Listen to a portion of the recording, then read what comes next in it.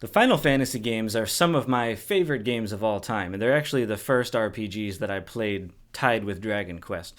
And I've been on sort of a rampage recently playing through the whole series, starting with the Pixel remasters, and I've noticed some things about the evolution of Squaresoft's like storytelling and narrative throughout the games that I thought would be interesting to talk through with you guys today.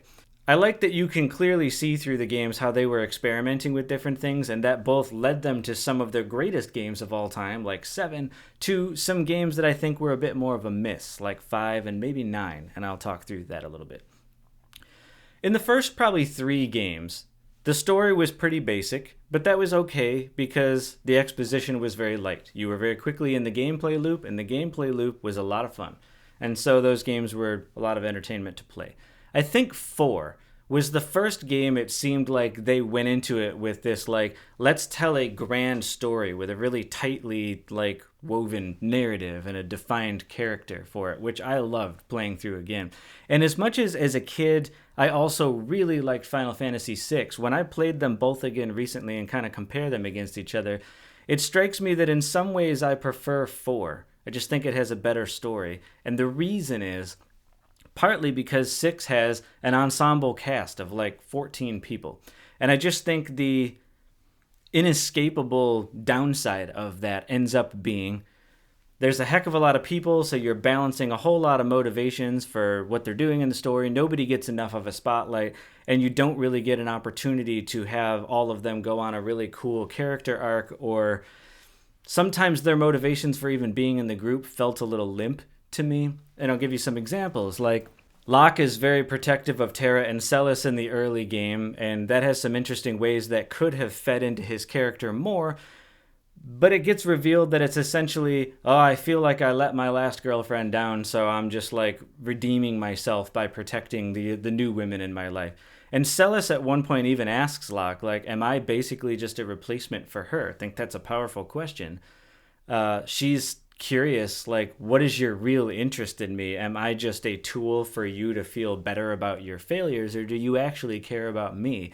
And sadly, I don't really think there's a big payoff for that. Like later in the game, when they reunite in the world of Ruin, he's still trying to find the Phoenix Magicite for Rachel.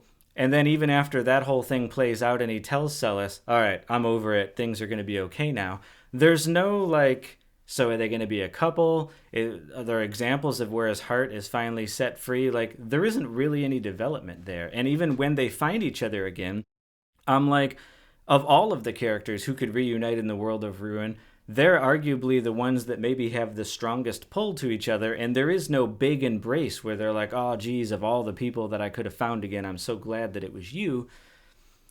In the beginning of the game, Cyan joins with Sabin because he's like, well, they just destroyed my castle, and I want to like get revenge, and you guys happen to be fighting the Empire, so why not? And I feel like that ends up being a lot of the reason that most of the characters join up is like, well, someone has to fight the Empire, and I have my reason that I want to do it, so it might as well be with you guys. And that's fine in the beginning, but I wish there had been more friendship development and bonds with certain characters. Like if Sabin really developed a strong friendship with Gao or with someone else. Like when you're reuniting with everybody in the world of Ruin in the second part of the game, that just really rung home for me how the reaction of most of the characters when they run into Celes again is largely like, oh, there you are, cool, you're still alive. Well, if you're fighting Kefka, I'll saddle up, someone has to. That's not nothing, but it kept feeling mostly like we have a shared goal, so let's do it. And when I compare that to Final Fantasy IV, the advantage of you play as one character the whole game, and you don't get to choose what class he is. The upside of that is it's a very well fleshed out story. You have to play as Cecil. He has to begin as a Dark Knight. He has to do atrocious things and be responsible for a whole lot of stuff that gives him kind of nightmares in the beginning of the game, so that he can feel ashamed and disgusted with himself and the empire that he's been a part of.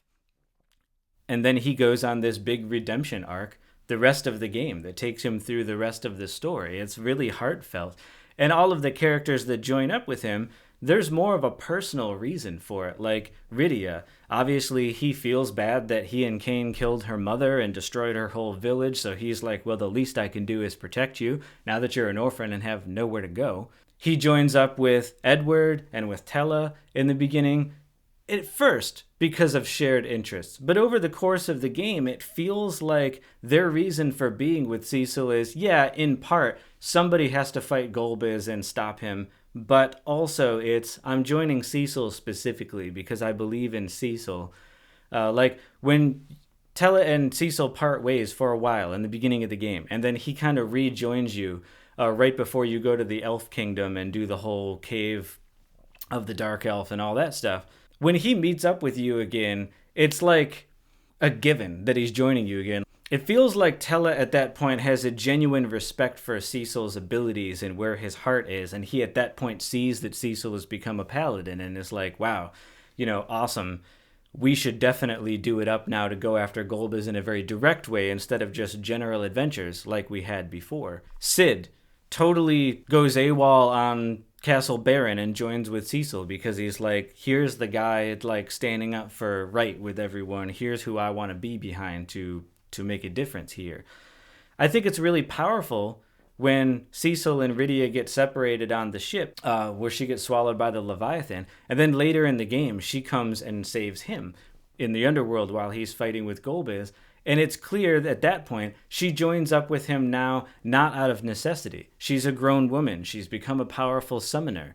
She doesn't need him to protect her or take care of her anymore like the beginning of the game, but she chooses to. This guy who killed her mother and her whole village, clearly, like, the way that she's forgiven Cecil and then chooses to be part of his redemption arc of like, yeah, I want to do my part in saving the world, but I'm also, I mean, think about what that symbolizes. Someone killed your family and you not only forgive this person, you join them. You throw yourself in with their quest. Like, that's pretty significant. Like, her reason for being with Cecil at that point and some of the other people that join him. With the times that Kain continuously gets controlled and betrays Cecil, and then the final time when he joins you, Cecil is once again willing to take him on and gamble on their friendship and kind of is maybe pragmatic and looks at it like, well, at this point there aren't that many people willing to trudge into hell with me and take down Zeromus and all this other stuff, so let's do it one last time, buddy. Like, I feel like stuff like that and the choices that he made, when I played as a kid, I just got caught up in frustration. Like, man, he betrayed us again. Why would Cecil stupidly, believe Kain? But playing as an adult, I was like, I actually like that because that's an example of like embodying what a paladin is outside of just combat prowess, of him saying, I have to act with compassion and understanding, and I have to be willing to give other people the benefit of the doubt since I myself have this terrible history of pain. And now I've rededicated myself to service. Like, that's what being a paladin is. In fact, as I played through recently, I thought, this is one of my favorite video game depictions of a paladin, actually, because in D&D and Baldur's Gate and a lot of that, you're pretty much, your backstory is just like, you've taken an oath to serve one of the gods, and as long as you walk the walk, they give you superpowers. That's kind of cool, but like, you don't feel like you've earned it in the way that Cecil does over the course of this game, where like, he has this history where he realizes like, wow, I've inadvertently devoted my entire life to pain and destruction, and like, I've got to contend with that now, and almost as my apology to the world, I dedicate myself to service and stopping the very people that I had been a part of before so that I can set things right with the world. That's how I make this right. That's cool. That's powerful. And by the end of the game, I just remember having this feeling, Cecil's real strength isn't just that he's this mighty warrior, but it's the people that he's inspired to like come with him into, I mean, it's technically going to the moon at the end of the game, but like kind of to wade with me into hell.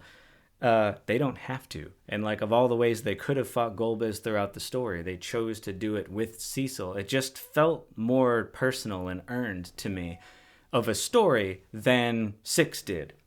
5, when I played through it, had a fun gameplay loop, but I feel like it bore more of a similarity to the early games of like, the story is very basic. It feels kind of unpolished compared to 4.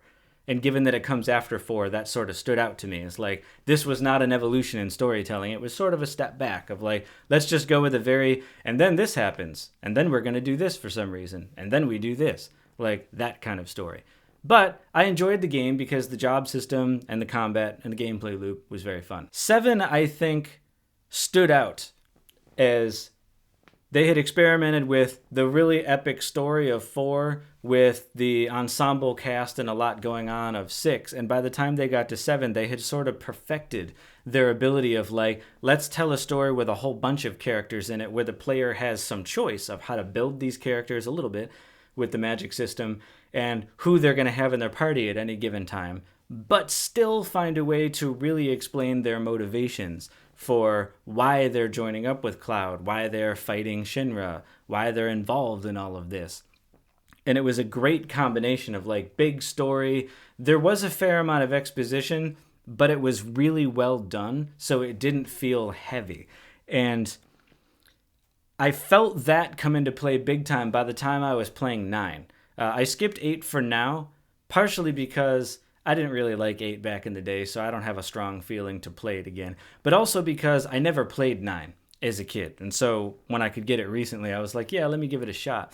The first 90 minutes or so of the game, I was not having that great of a time, to be honest. And when I thought about it for a while, I'm like, I think what it is compared to 7. Like, the style of 9 feels like it's trying to tell another really big, grand narrative with lots of cinematics and lots of exposition, like 7. But it felt really superficial compared to 7, because I asked myself this. All right, think of like the first hour of the game. What are big things that are clear to you that you learn? All right, in FF7, in the first hour, it's obvious to you, well, Cloud is this badass Sky from Soldier. He's this big-time mercenary.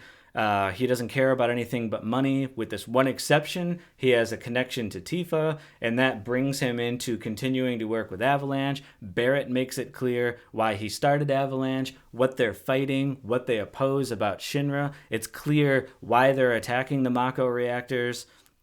Like, everybody's motivations are clear. You understand things about each character's personality and how that kind of clashes or gels.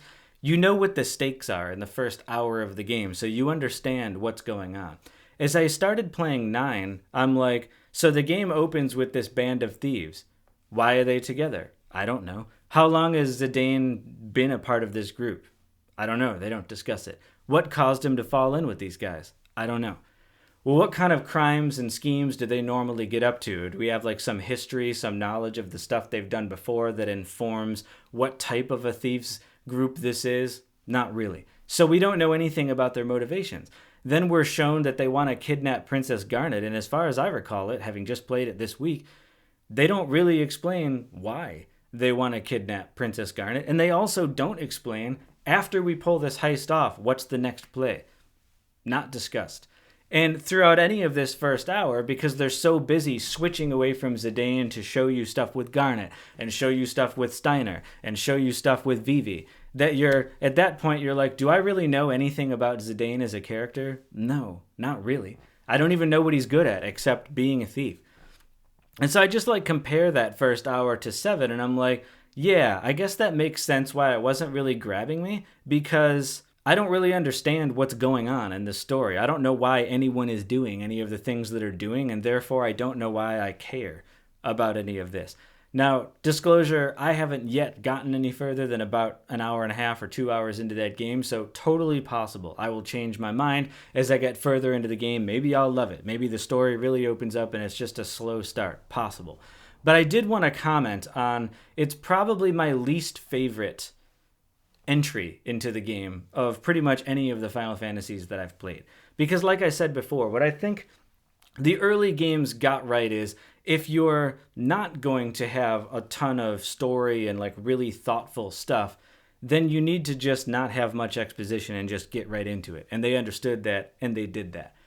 And if you're going to have a lot of exposition and a lot of heavy cinematics and blah, blah, blah, like 7, well, 7 did an excellent job of all of that. So it didn't feel boring and like, come on, Whereas in 9, I feel like a lot of the exposition, like I was just talking about, is superficial. Like they're just telling you like stuff is happening, but you don't know why it's happening, and you don't really know why that thing happening matters yet. So then you're like, I'm being force fed a lot of information, and I don't know what to do with any of it, and I don't care about any of it. And there's very little time of me like doing more than just mindlessly running around as Steinar trying to find knights and like trying to be a part of this play performance that why am I here? It was boring. It wasn't as like, can I just have control of the wheel now? Can I decide where we go for 5 seconds, even if I'm sort of railed in? Even in Final Fantasy 4 and 6, where there was a pretty straightforward narrative you had to follow. It's not like it was an open world game in the sense that you could just go anywhere in the beginning of the game, but still,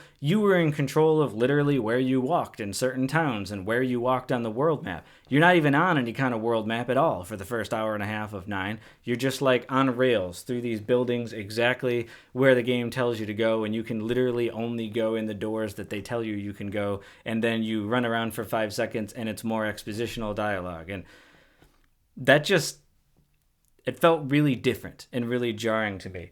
And playing through it again now, I might play 10 again just to make sure that my opinions like stay consistent with when I was younger. But I remember 10 was the game that I sort of fell out of the series altogether. I just really didn't like 10. I never finished it. I was really into it at first, but then like several hours into the game, I was just like, eh.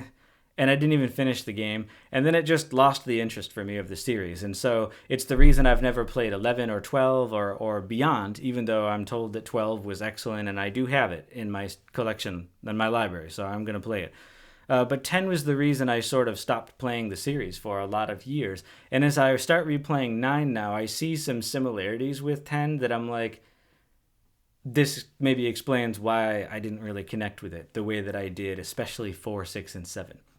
I feel like of the ones I've played so far, 4, 6, and 7 were by far Squaresoft's strongest writing.